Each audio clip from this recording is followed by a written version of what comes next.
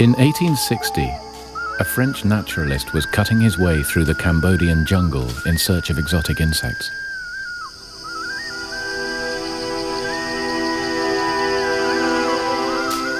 Henri Mouot suddenly came across the last thing he was expecting: a massive complex of stone temples. Mouot had stumbled across one of the world's most astonishing and enduring architectural feats: the 900-year-old remains of Angkor Wat. But who built these vast, sophisticated temples? Why construct them deep in the jungle, only to abandon them?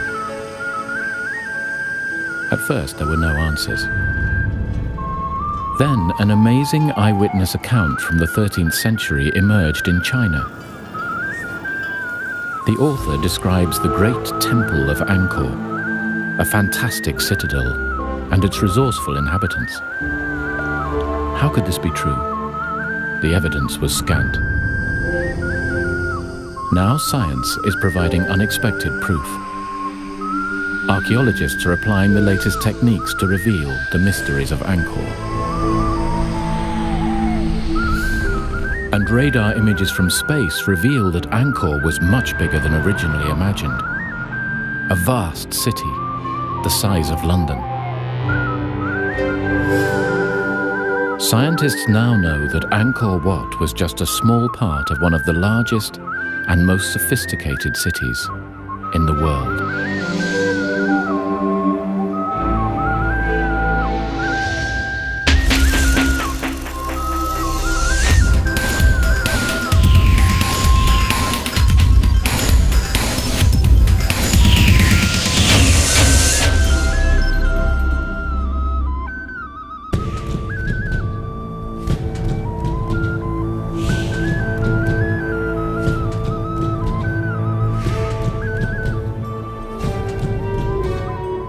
Angkor Wat, one of the world's true enigmas, its size and purpose baffling.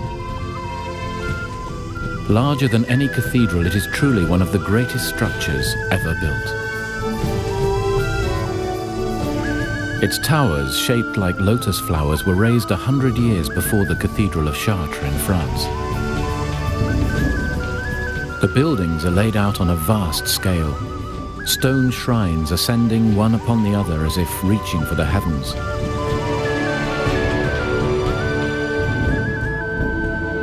Endless corridors are carved with the longest reliefs in the world. The precise construction would be hard to match even with lasers used by modern surveyors. Archaeologist Charles Hyam has studied all aspects of Angkor and its inhabitants, the Khmer. Professor Hyam has been crucial to understanding the extraordinary history of this ancient culture. We are standing in the middle of the world's largest religious monument. It's absolutely gigantic. It stretches on and on. Angkor Wat was the temple mausoleum of one of Angkor's greatest kings, King Suryavarman II, the Sun King. And when he died, his ashes would have been placed under the heart of the central lotus tower behind me.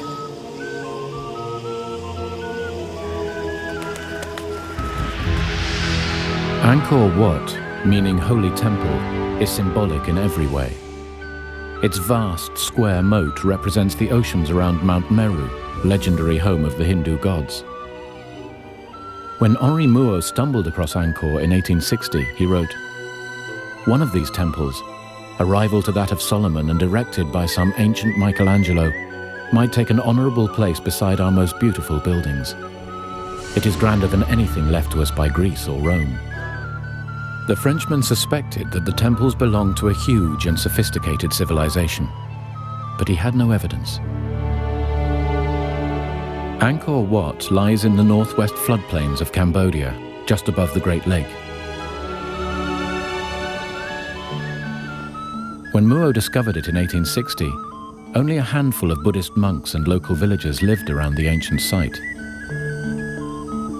None of them knew how Angkor Wat had evolved or who had built it. Legend had it that the Great Temple had built itself.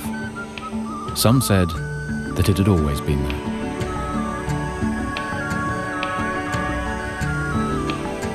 In Europe, the publication of Muo's journal created a sensation. Soon, a stream of explorers, photographers, and archaeologists travelled east, keen to uncover the mysteries of this vanished world. But Henri Muo's part in this puzzle came to a sudden end. Bitten by a poisonous insect, he died in the jungle a year after discovering the incredible site.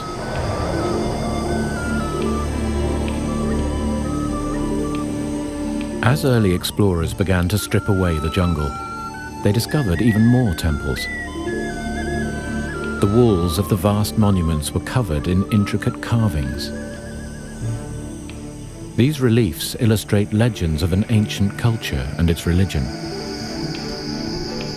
The sandstone sections were carved in place. They would have taken the artists decades to complete.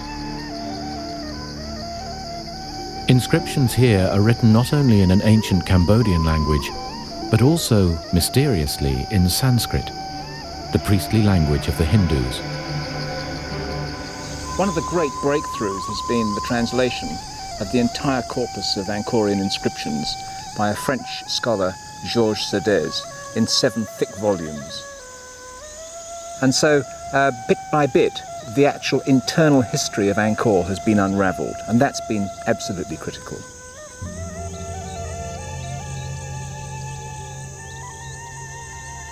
To the codebreakers, they disclosed that for 6 centuries Angkor had been the capital of the Khmer, the indigenous people of Cambodia. Between the 9th and 15th centuries AD, a total of 38 kings ruled their empire from Angkor. Its borders reached from southern Vietnam to Laos, and from the Mekong River to eastern Burma. But whose grand vision was this great city? And why was it built in the middle of the jungle? The deciphering continued. Then an astonishing discovery was made.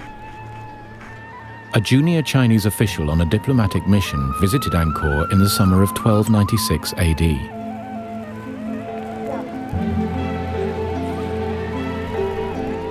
During his year-long visit, Zhou Daguan kept a journal.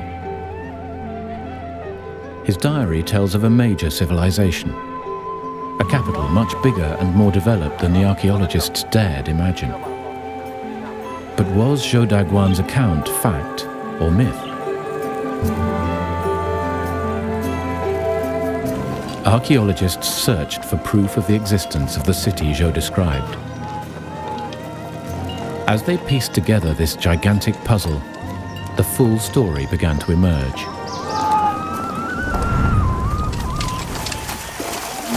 For thousands of years, the indigenous people of Cambodia, the Khmer, had cut rice fields from the jungle.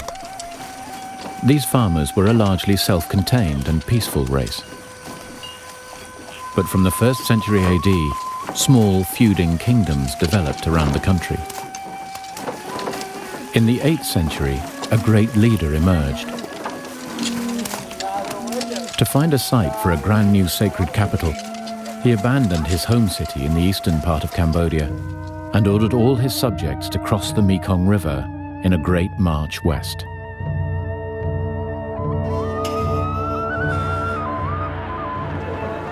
Having conquered his rivals, he chose the lush land between the sacred Kulen Hills and the Great Lake for his new citadel. In 802 AD, he had himself crowned Jayavarman, the supreme world emperor, king of kings. Jayavarman's charisma won the people over. He came not only to rule by divine consent, but to be worshipped as a god himself. At a stroke, this great and charismatic leader changed the course of Cambodian history. Over the next 500 years, Jayavarman's descendants, living gods, succeeded him to reign in Angkor. Each king had his own monument built to his glory, destined to become his mausoleum. Since the 2nd century AD, the Khmers had practiced Hinduism, Each of the royal temples is modelled on the 5 peaks of Mount Meru, the home of the Indian gods. For their builders, the shrines were a celebration of religion, art, science, and power. Throughout the first half of the 20th century, Cambodia was part of France's colonial empire. It was they who led the way in piecing Angkor together. When they arrived and took colonial control of this part of the world, the place was an absolute shambles. I mean, there were stones just lying around everywhere. It was nothing like what you see today. And so they dedicated vast amount of energy and effort into the reconstruction of the temples. In the 1960s, the eminent archaeologist Bernard-Philippe Grolier made this comparison of Angkor. Imagine that within the city limits of Paris, you found thrown together Versailles, the Place de la Concorde, and the Louvre. Surrounding these, the cathedrals of Notre Dame, Chartres, and Rheims, flanked by all the churches built in Paris before the 19th century.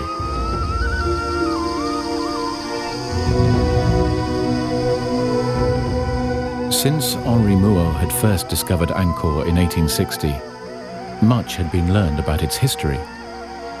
But almost nothing was known about the culture responsible for these incredible monuments.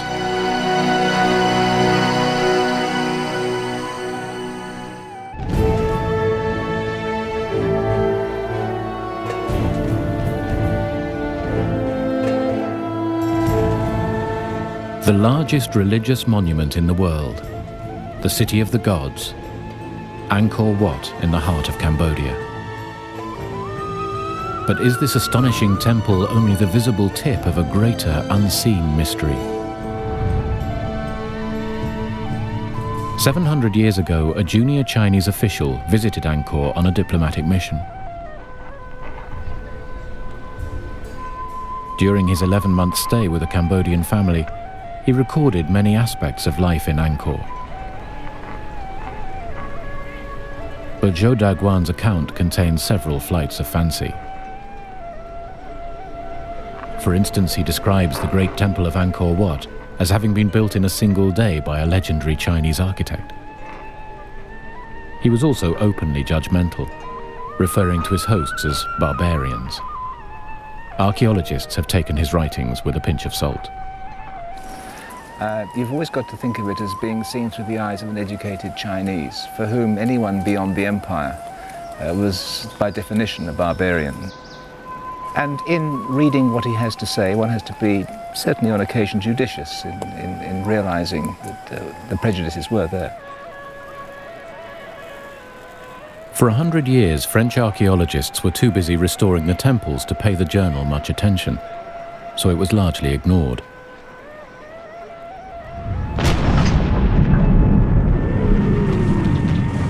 Then, in the 1970s, the murderous regime of Pol Pot stopped all work at Angkor. His army of communist revolutionaries, the Khmer Rouge, laid thousands of landmines around the site, rendering it off limits for years.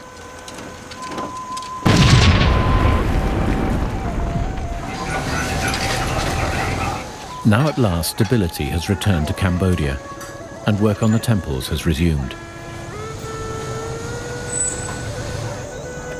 Today, Angkor has World Heritage Site protection, with a dozen countries funding archaeological research.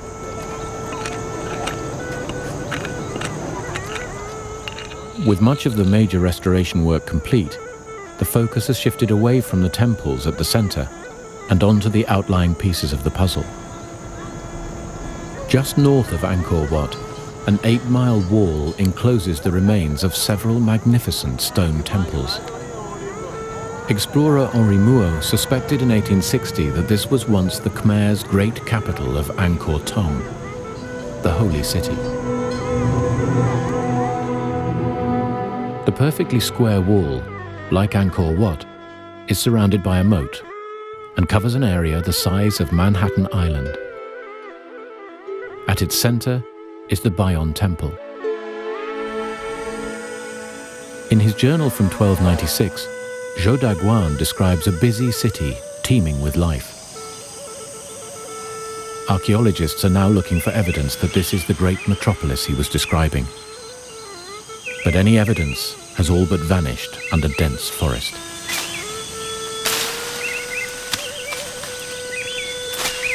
In the last 2 years, archaeologist Jacques Gaucher has started to excavate the interior of the walled city.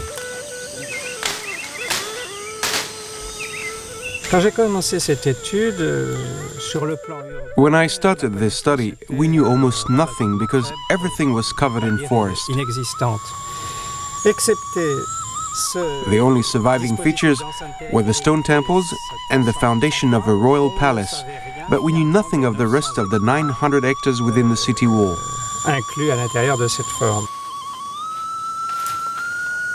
For a while it seemed that Gaucher was fighting a losing battle, but his persistence is at last producing results. After 2 years of very difficult research, we've at last begun to build an impression of this city. Gaucher is plotting thousands of coordinates onto an ever more detailed map of Angkor Thom. He is now able to trace an intricate grid system of canals and roads, together with the sites of thousands of wooden houses. Back in 1860, when Henri Mouhot discovered Angkor Wat, he had suspected that it was just part of a complex city. Zhou Daguan's 13th century journal alludes to a political and religious citadel. Now, at last, archaeologists have enough evidence to bring to life this extraordinary city as it looked 700 years ago.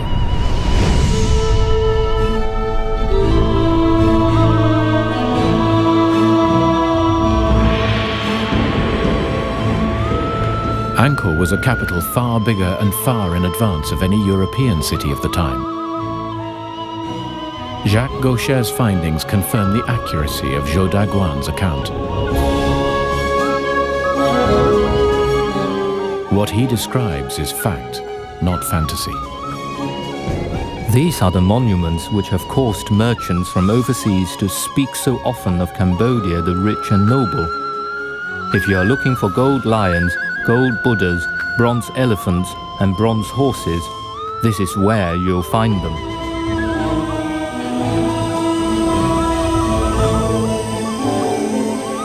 From the inscriptions, archaeologists know that Angkor Thom, the holy city, was built nearly a century before Zhou arrived by the Khmer's greatest monarch. Jayavarman VII ruled over Cambodia between 1181 and 1219. Known as the Great Builder King, he expanded the empire further than any other Khmer ruler. Within the city walls, the king built a palace befitting his mighty empire. The royal palace stands to the north of the Golden Tower. Lintels and columns, all decorated with carved and painted Buddhas, are immense. The roofs too are impressive. Long colonnades and open corridors stretch away, interlaced in harmonious relation. Jacques Gaucher's excavations at the royal palace confirm Zhou's account.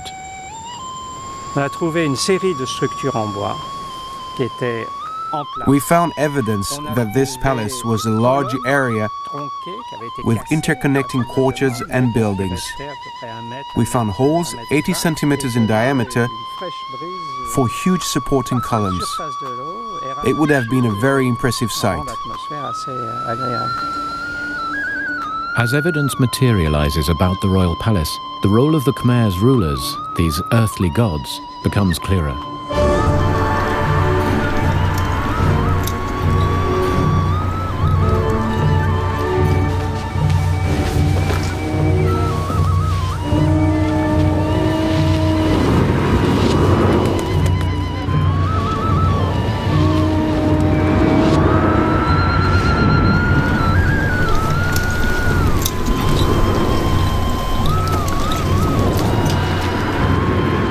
During his stay, Zhou Daguan had several audiences with the ruling king. Every time I was admitted to the palace for an audience with the king, he came forward with his chief wife and took his place in the embrasure of the golden window in the main audience hall. Zhou himself came from a culture with a ruler elevated to godhood. The Chinese approved of the Khmer's devotion.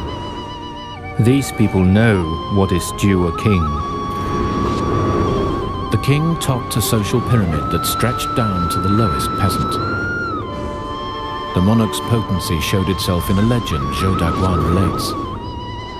Out of the palace rises a golden tower, to the top of which the ruler ascends nightly to sleep.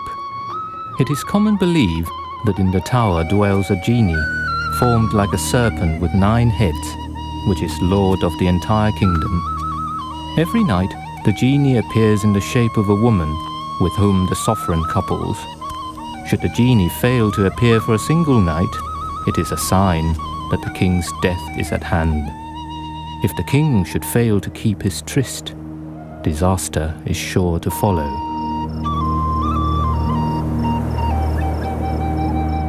Well, I'm not sure about that. He would have been a fine king had he been able to do that for any length of time. But what we do know is that it was a practice of the aristocrats to send, and the regional landed gentry, as it were, to send up a woman from their family to be a member of the king's entourage, to become a concubine, which would, in a sense, bind the provinces to the centre in a very physical manner. And it wouldn't be surprising if indeed the king did have a very substantial harem from which to choose. Zhou Daguan notes that the king had 5 wives and a harem of 3,000 women. The king was rarely seen outside the palace, but Zhou describes one such occasion, the New Year festival. As night comes on, the king is besought to take part in the spectacle. The rockets are fired and the crackers touched off. The rockets can be seen from 13 kilometers away.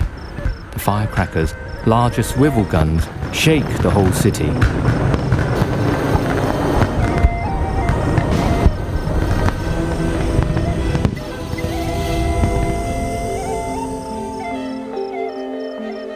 Below the king was an army of bureaucrats graded by rank, as Zhou describes.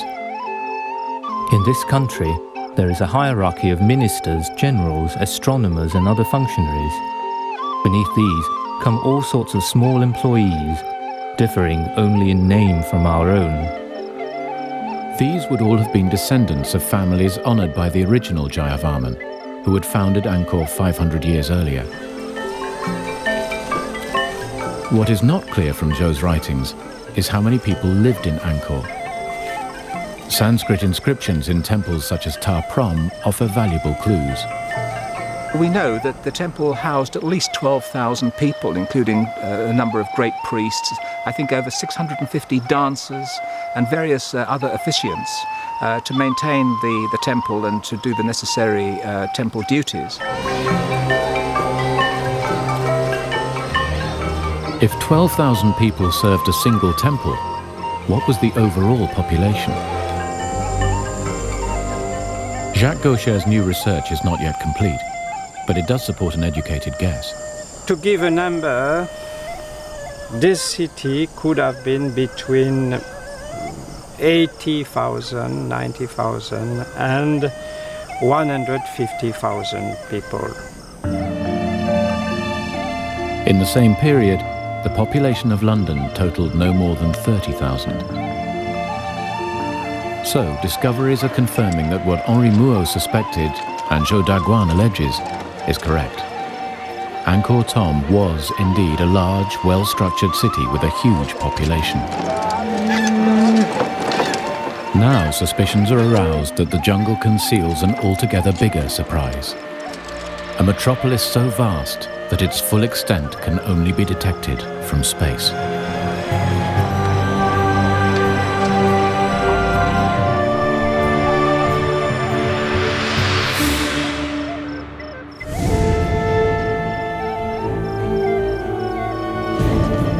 The search for the hidden empire of Angkor was about to take an unexpected turn.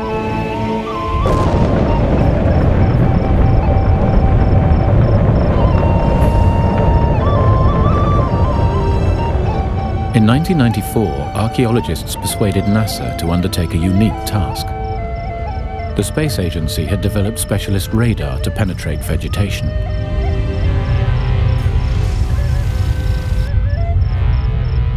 Their challenge was to probe the area of Angkor in Cambodia as the Space Shuttle Endeavour passed over Southeast Asia. The resulting images cover an area 100 kilometers long and 10 kilometers wide. For the first time, scientists have an accurate impression of the wider city's infrastructure 1,000 years ago.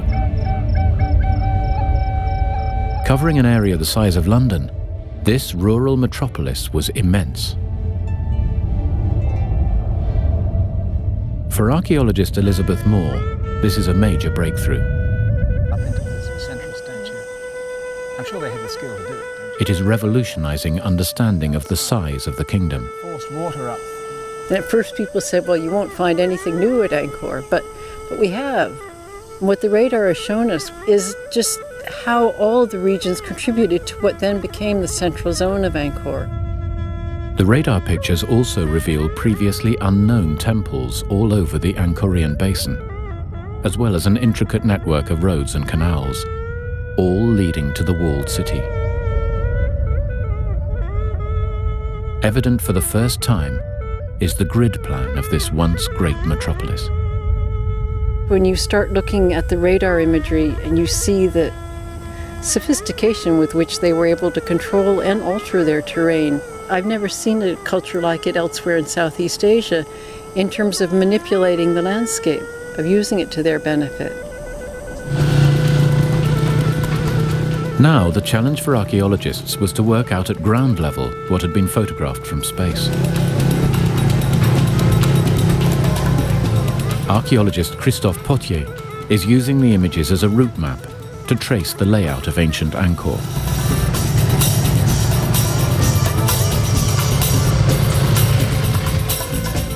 The newly discovered temples were at the center of their own communities. Just like village churches in Europe, they indicate the size of each settlement, showing the true extent of the metropolis.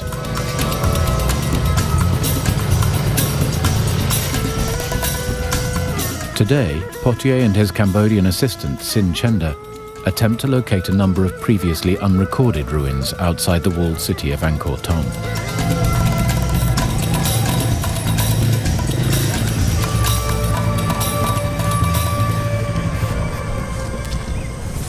Wow, super.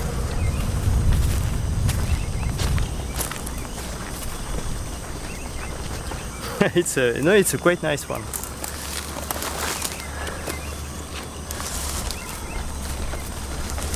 It seems to be a Garuda. You can see very clearly a Garuda with his wings is like an eagle, and quite interesting. Unfortunately, it has been badly damaged, but it's nice. And compared to the style, it could be a late 9th century, maybe first part of the 10th. Temples like this would have been the centers of villages housing between 100 and 300 people. Potier and his colleagues have established that the number of temple sites like this in the region runs into thousands, suggesting a massive population. There was a direct relationship between these villages and the royal capital. An ancient inscription persuades archaeologists like Charles Hyam of the link.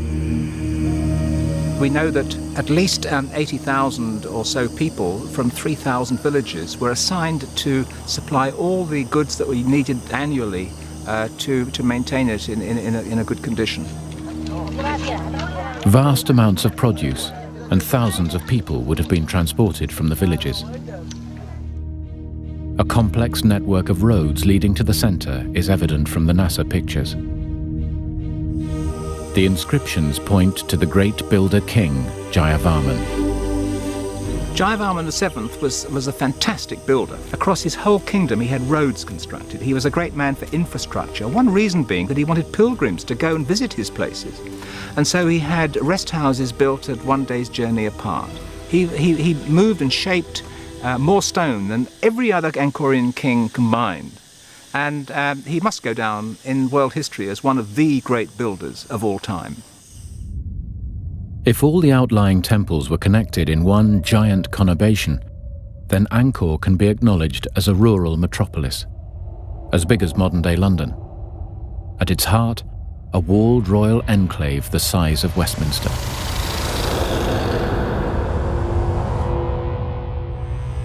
There are hundreds, let's say thousands of that kind of small sanctuaries spread all around the area of Angkor, but the large area of Angkor. And it's that show, obviously, when there was village everywhere, almost everywhere. Early research suggests that this metropolis could have had a population of 1 million people.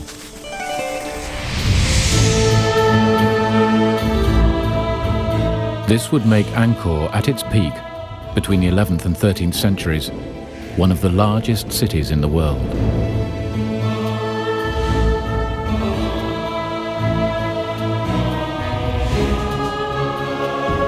The indigenous Cambodians, the Khmer, were powerful and successful. They managed to build one of the most extraordinary cities in history in one of the world's most hostile climates. But how was such a large population able to survive and prosper in the heart of an inhospitable jungle?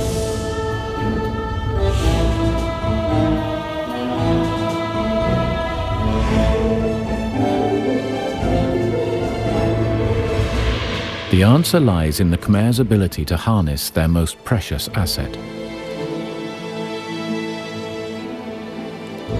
Cambodia has 8 months without rain, when rivers become a muddy trickle. Then, for a few months, the monsoon brings floods. For this reason, Angkor is built close to the Great Lake, which swells to 4 times its size in the rainy season. It not only provided precious water throughout the year, but also an inexhaustible supply of fish. Zhou Daguan records, Of all the fish, the black carp is the most abundant. Next in number, the tench and freshwater congers. The prawns of Channan weigh as much as half a kilo apiece. Crocodiles there are as large as boats. Apart from fish, the staple diet, like most of Asia, was rice. Paddy fields need a plentiful supply of water to ensure a healthy crop. When the founding ruler Jayavarman arrived at Angkor, there were already peasant farmers cultivating ancient rice fields. But from the 9th to the 13th centuries, successive god kings ordered thousands more acres of jungle to be cleared for rice production. Water had to be cleverly harnessed to irrigate the new fields. If the system failed, the very survival of the kingdom would be at stake. Well-maintained canals were also crucial to Angkor. Every day, tons of heavy stones for the construction of temples would be transported by canal from the Kulen Hills, 50 kilometers away. Planning expert Jacques Gaucher believes the success of Angkor is due to the elaborate system of interconnecting waterways.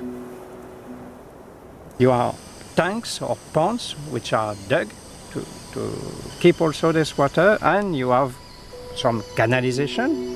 This royal palace is full of small canalization. The city is full of channels, and the outside, the territory, is also full of big channels. These systems, which are at different level of scale, they must have been connected to each other. It was the Khmer's ability to harness water that made them unique. While the Dutch were experimenting with their first canals, the Khmer were already past masters. The most recent excavation by Jacques Gaucher reveals the complexity of Khmer water management within the royal city. His surveys have uncovered 2 huge reservoirs, each measuring 300 meters long and 20 meters wide. A major road intersected them. Water needed to flow around the city. What Gaucher wanted to know was how the road could be used while water still flowed from one reservoir to the other. So he began to dig. The excavation unearthed a stone dike where the road and reservoirs met. It also shows that the reservoirs were built on slightly different levels. Beneath the surface of the road, narrow channels in the dike allow water to filter from the upper reservoir into the lower. But the arrangement may have been too finely balanced.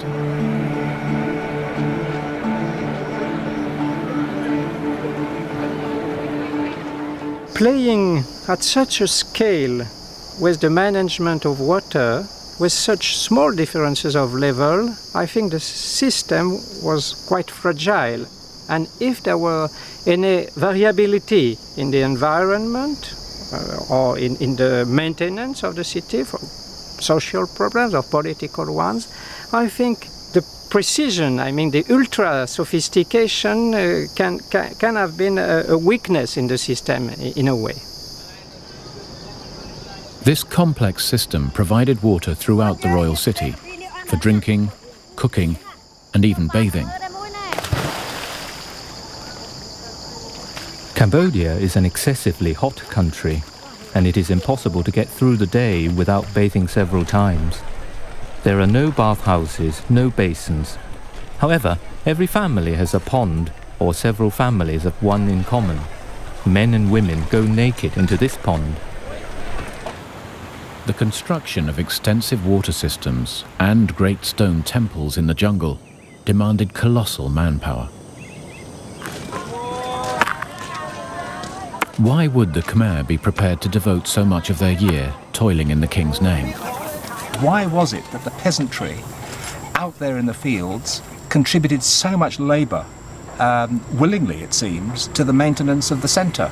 And the answer may well be that they really believed that the king was a god and they were working in the service of the deity, and this kept them going. Oh, I think without a doubt, I fully agree with you. You couldn't have built the city of Angkor without that kind of firm belief.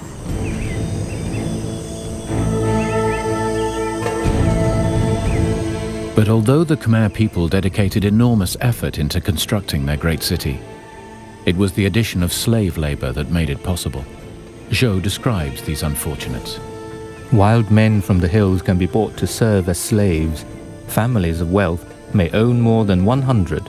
Those of lesser means content themselves with 10 or 20. Only the very poor have none. We know, too, again from the inscriptions, that some of them had a very raw deal. There was one who tried to escape from the land in which he was born and was assigned, and they found him and they brought him back and they gouged his eyes out and cut off his ears. Punishment was severe for all subjects of Angkor, noted the Chinese diplomat. In very serious cases, a ditch is dug outside the city. The criminal is dropped into it. Earth and stones are heaped on top until he is buried alive. Lesser crimes are dealt with by cutting off feet or hands, or by amputating the nose. The economy of Angkor was based on international trade. The Khmers produced food for their swelling population, but there was a surplus for trade with neighboring states. They wove fine cloth, cast huge bronze statues, and exported ivory, kingfisher feathers, beeswax, and scented wood. Their main trading partner was China. The reliefs of the Bayonne reveal a Chinese trade junk coming across the waters of the Great Lake just south of Angkor. And we know that there was indeed a great deal of trade going on because of the more recent archaeological research that has been excavating in the royal palace, and there they've been unearthing a considerable quantity of Chinese ceramics.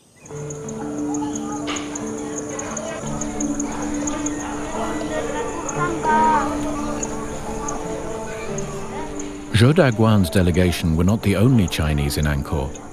In fact, Chinese settlers had been there for years. The Chinese always take a wife here as soon as they arrive, deriving additional benefit from the woman's business skills. In Cambodia, it is the women who take charge of trade. There are no shops in which the merchants live. Instead, they display their goods on matting spread on the ground. Women held positions of power and authority. They owned property, engaged in trade, and even served as bodyguards to the king. But the Chinese interest in Cambodian women was not driven solely by trade. Everyone with whom I talked said that the Cambodian women are highly sexed. 1 or 2 days after giving birth to a child, they are ready for intercourse. If a husband is not responsive, he will be discarded.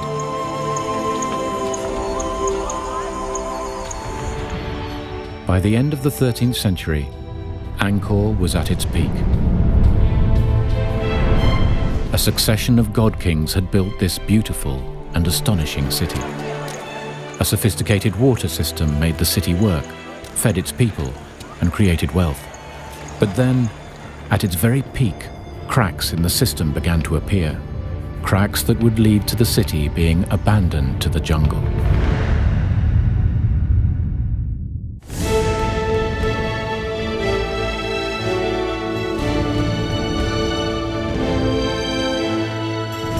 It took nearly 500 years for Angkor to grow to the vast city that the Chinese diplomat Zhou Daguan described in 1296.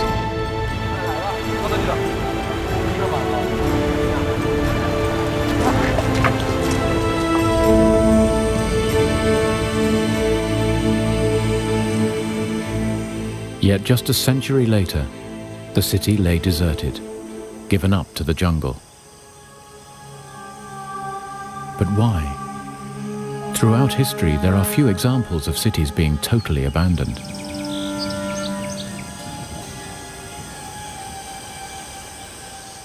One key factor is known. Throughout Angkor's history, the Khmer had waged war with their neighbors.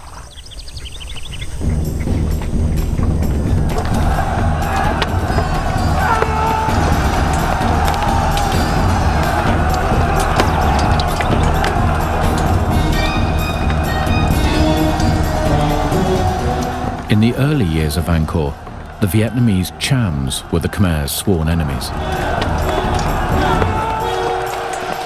Most of the temple walls around the capital depict epic battles against the Chams.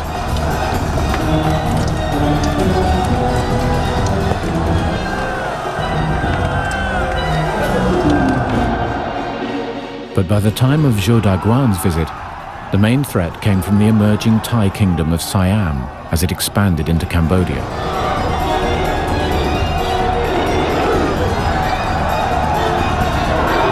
He recounts, Recently, during the war with Siam, whole villages have been laid waste. In the diplomat's eyes, the Khmer army was ill-prepared for war. Soldiers move about unclothed and barefoot. In the right hand is carried a lance, in the left a shield. They have no bows, no missiles, no breastplates, and no helmets. Generally speaking, these people have neither discipline nor strategy.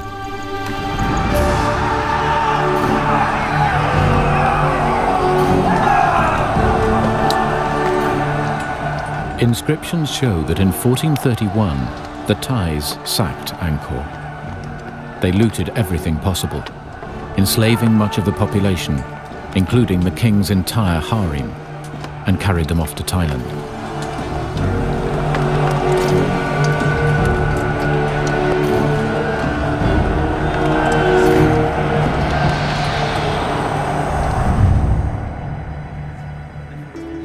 Abandoned, the city of Angkor was slowly reabsorbed into the jungle from which it had emerged 5 centuries before. Henri Mouot wrote in 1860, "One must ask, what has become of this powerful race, so civilized and enlightened to create these gigantic works?" The conventional explanation is that the empire's rulers lost their grip on power, and the Thais simply scared them off. But the mystery of Angkor takes another twist. Today, archaeologists believe that there were other factors at work.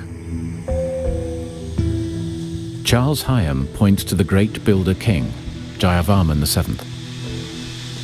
Perhaps because of the excesses of Jayavarman VII, who clearly was a builder with a frenzy of activity. And he may well, it's said, and it might be true, that he exhausted resources of the state, and it went into a decline. Jayavarman VII was the first Buddhist king after several hundred years of Hindu worship. This more compassionate religion may have given the Khmer cause to reflect on the excesses of their kings. And I wonder whether, in fact, the slow decline that may well have set in was the result of a lack of belief out in the fields there that the king was in fact a deity, and that this vital link between the two began to fray.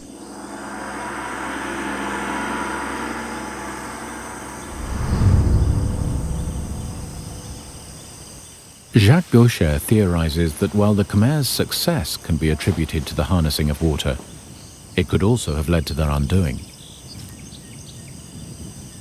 Such was the fine balance of nature that if irrigation and the storage of water were not kept up, they could easily fall into disrepair. The water system was very fragile because it was so sophisticated. And the problem is, if it's not well maintained, it could easily become blocked by sediment. The kings who came after Jayavarman VII were less interested in grand building plans. It's also possible they stopped maintaining the intricate water system. Deforestation was also a likely contributor.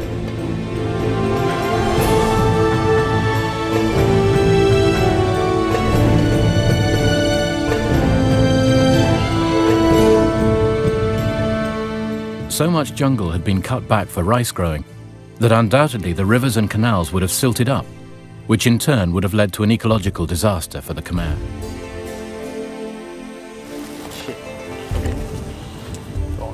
Christophe Potier believes the clues are obvious. The pond is very clear there with the water. At the end of Angkor, it's pieces of the forest should have been very, very rare. So deforestation is not a new problem. It's an old one. It is most likely that it was a combination of these factors that led the Khmer to abandon their once great city.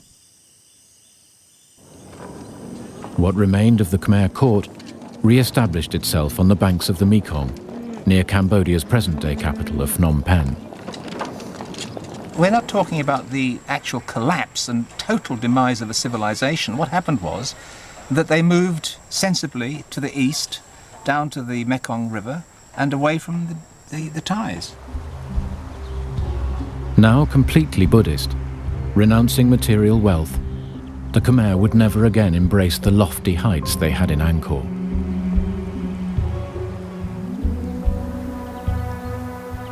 For 400 years, Angkor lay derelict and forgotten until its rediscovery by Henri Mouot in 1860.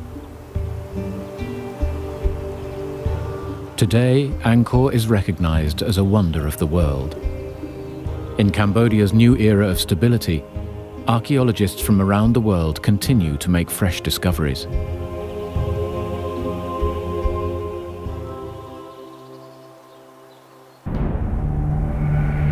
At last, a world lost to the jungle is re-emerging. A major metropolis that for over half a millennium dominated a thriving empire. One of the greatest cities the world has ever known.